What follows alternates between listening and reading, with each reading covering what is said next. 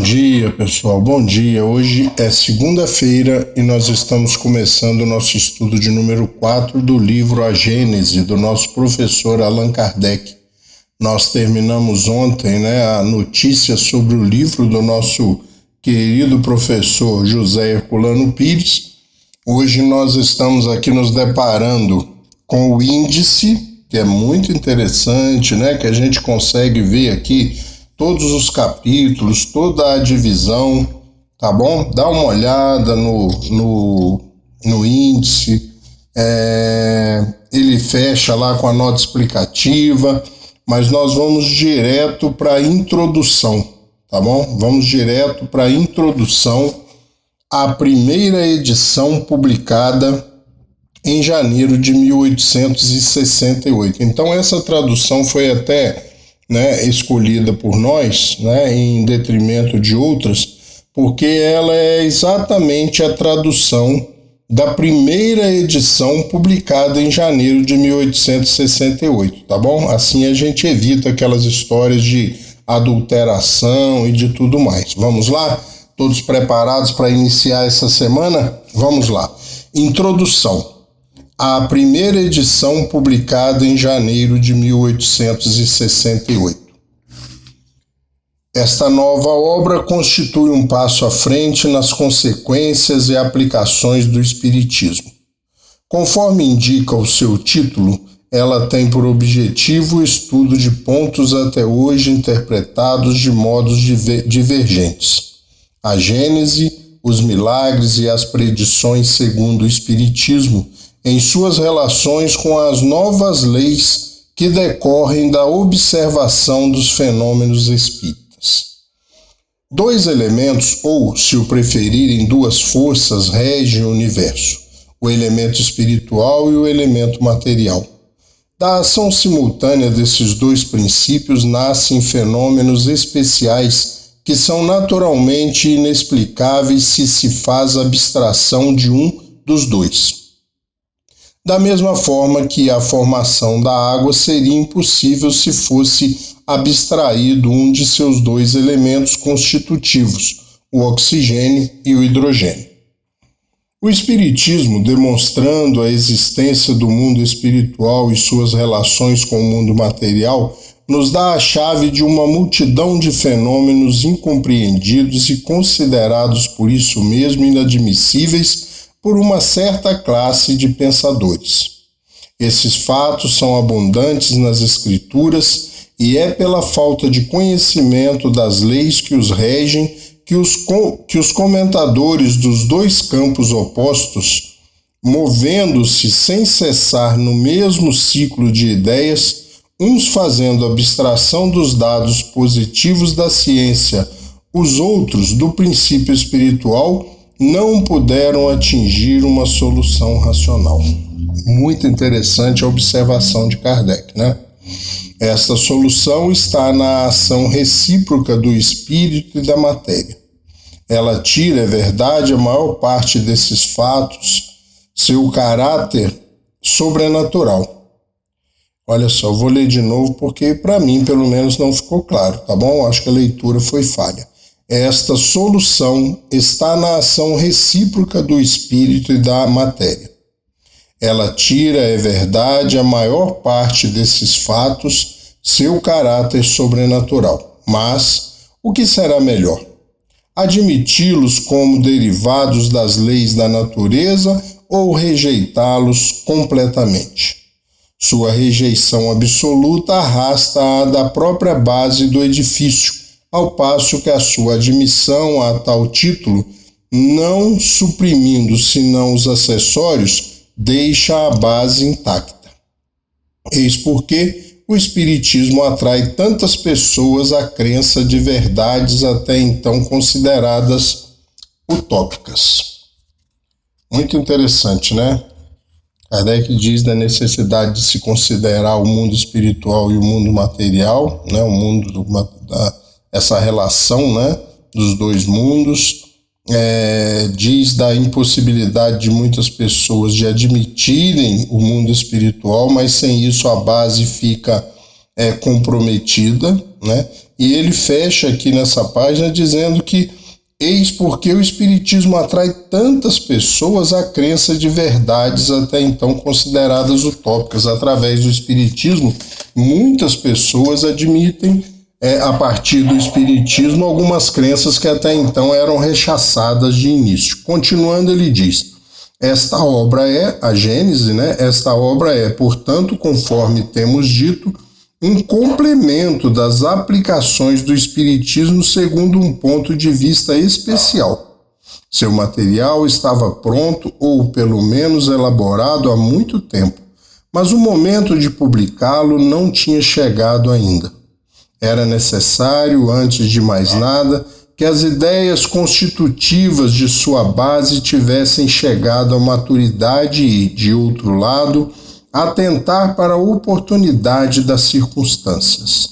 Vejam que aqui Kardec ratifica dizendo que esse material que foi publicado, a Gênese, já estava pronto há muito tempo, mas era necessário que nós terminássemos de concluir as bases que dariam o entendimento e que dariam condições de entendimento desse material, certo? Ele diz: era necessário, antes de mais nada, que as ideias constitutivas de sua base tivessem chegado à maturidade e, de outro lado, atentar para a oportunidade das circunstâncias. O Espiritismo não tem mistérios nem teorias secretas. Tudo nele é revelado com clareza, para que cada um possa julgá-lo com conhecimento de causa. Mas cada coisa deve vir a seu tempo para vir com segurança. Uma solução dada superficialmente, antes da elucidação completa da interrogação, seria uma causa de retardamento ao invés de realizar o progresso. A importância do assunto aqui tratado impunha-nos o dever de evitar qualquer precipitação. Então a Gênese vem no momento oportuno, quando as outras 4 obras já estavam sedimentadas, já haviam feito público. E ele continua: antes de entrar na matéria, pareceu-nos ser necessário definir nitidamente o papel respectivo dos espíritos e dos homens na fundação da nova doutrina. Essas considerações preliminares, que afastam qualquer ideia de misticismo, foram objeto do primeiro capítulo intitulado Caracteres da Revelação Espírita. Chamamos para esse ponto toda a atenção porque nele se encontra, de certo modo, o nó da questão. Então ele chama a nossa atenção para esse primeiro capítulo chamado Caracteres da Revelação Espírita. E ele diz: chamamos para esse ponto toda a atenção porque nele se encontra, de certo modo, o nó da questão. Apesar da parte que cabe à atividade humana na elaboração desta doutrina, a sua iniciativa pertence aos espíritos. No entanto, não é constituída pela opinião pessoal de nenhum deles.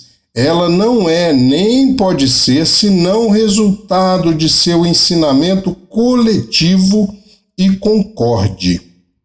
Isso é muito importante. Isso dá uma característica à doutrina espírita totalmente diferente das outras doutrinas. Olha o que ele diz: ela não é nem pode ser senão o resultado em negrito, o resultado de seu ensinamento coletivo e concorde. Somente por essa condição ela pode dizer-se a doutrina dos espíritos, pois do contrário seria apenas a doutrina de um espírito e não teria mais valor que o de uma opinião pessoal de uma pessoa encarnada. E ele continua: generalidade e concordância no ensino. Generalidade e concordância no ensino, tal é o caráter essencial da doutrina, a própria condição de sua existência. Daí resulta que todo princípio que não recebeu a consagração do ensinamento da generalidade não pode ser considerado parte integrante desta doutrina, mas simples opinião isolada da qual o Espiritismo não pode assumir a responsabilidade. Eu, às vezes, falo nas minhas palestras sobre as obras, de vários autores que vieram através da mediunidade. Eu digo, olha, essas obras trazem e têm a opinião desse espírito, mas elas não são espiritismo, porque ela não tem essa generalidade. Eu vou ler de novo. Generalidade e concordância no ensino, tal é o caráter essencial da doutrina, a própria condição de sua existência. Daí resulta que todo princípio que não recebeu a consagração do assentimento da generalidade não pode ser considerado parte integrante desta doutrina, mas simples opinião isolada da qual o Espiritismo não pode assumir a responsabilidade. E a gente diz e as pessoas ficam bravas. Mas eu não digo o que eu acho, a gente não expõe opiniões pessoais, a gente diz o que Kardec diz. É esta coletividade concordante da opinião dos espíritos, passada, além disso, pelo cadinho da lógica, que faz a força da doutrina espírita e lhe assegura a perpetuidade. Para que ela mudasse, seria necessário que a universalidade dos espíritos mudasse de opinião e viesse um dia afirmar o contrário do que disseram. Desde que a sua origem vem do ensinamento dos espíritos, para que ela desaparecesse, seria preciso que os espíritos deixassem de existir. É também isso que a fará prevalecer sobre os sistemas pessoais que não tem conforme ela suas raízes em toda parte. O Livro dos Espíritos viu seu crédito se consolidar porque é a expressão de um pensamento coletivo genérico. No mês de abril de 1867, realizou-se o seu primeiro decênio, ou seja, a primeira década de lançamento, os primeiros 10 anos de lançamento do Livro dos Espíritos. Nesse período, os princípios fundamentais dos quais lançou as bases foram sucessivamente completados e desenvolvidos pela continuação do ensino progressivo dos Espíritos, sem qualquer desmentido da experiência. Todos, sem exceção, permaneceram de pé, mais vivos que nunca, ao passo que, de todas as ideias contraditórias a que tentaram opor-se, nenhuma prevaleceu, precisamente porque, de todas as partes, era ensinado o contrário.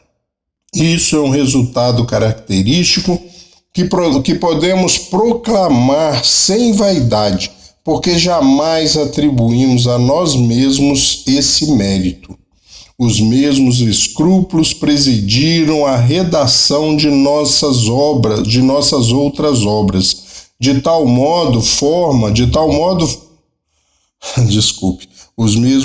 eu fico entusiasmado, os mesmos escrúpulos presidiram a redação de nossas outras obras, de tal forma que podemos dizê-las segundo o Espiritismo, porque estamos certos de sua conformidade ao ensino geral dos Espíritos. Acontece com esta a mesma coisa e assim podemos, por motivos semelhantes, dá-la como complemento às precedentes, às outras 4, com exceção, todavia, de algumas teorias hipotéticas que tivemos o cuidado de indicar como tais, como teorias, e que não devem ser consideradas senão como opiniões pessoais até que sejam confirmadas ou contraditadas, a fim de não fazer pesar sua responsabilidade sobre a doutrina. Ademais, os leitores assíduos da Revista Espírita terão ali encontrado em esboço a maior parte das ideias desenvolvidas nesta última obra, como o fizemos nas precedentes. A revista apresenta para nós, muitas vezes, um terreno de ensaio destinado a sondar a opinião dos homens e dos espíritos a respeito de certos princípios, antes de admiti-los como partes constitutivas da doutrina. Vai escrever assim lá em Minas Gerais. Olha, que aula, pessoal. Essa introdução é uma aula, porque ela diz exatamente o que a gente vem afirmando. Nós podemos ler tudo depois de conhecer as obras fundamentais da doutrina espírita, mas temos que ter certo nas nossas ideias de que quando estamos lendo obras de um espírito, né, seja ele André Luiz, Emmanuel, Sheila e outros espíritos, Emmanuel, e vai por aí afora, nós estamos lidando com a opinião de um espírito, daquele espírito que não sofre essa generalidade e concordância no ensino. E ele diz, tal é o caráter essencial da doutrina. É isso que faz com que a doutrina seja diferente, a própria condição de sua existência. Daí resulta que todo princípio que não recebeu a consagração do assentimento da generalidade não pode ser considerado parte integrante desta doutrina, mas simples opinião isolada da qual o Espiritismo não pode assumir a responsabilidade. As obras são maravilhosas, tem boas, tem mais ou menos e tem as ruins. Porque veio dos espíritos não quer dizer que são obras espíritas, são obras mediúnicas, são obras complementares, são pontos de vistas daquele espírito, sobre as condições que ele se encontrava naquele momento. Elas não passaram pela generalidade e concordância, pela universalização dos conceitos ali expostos. Tá bom, pessoal? Terminamos assim, então, a introdução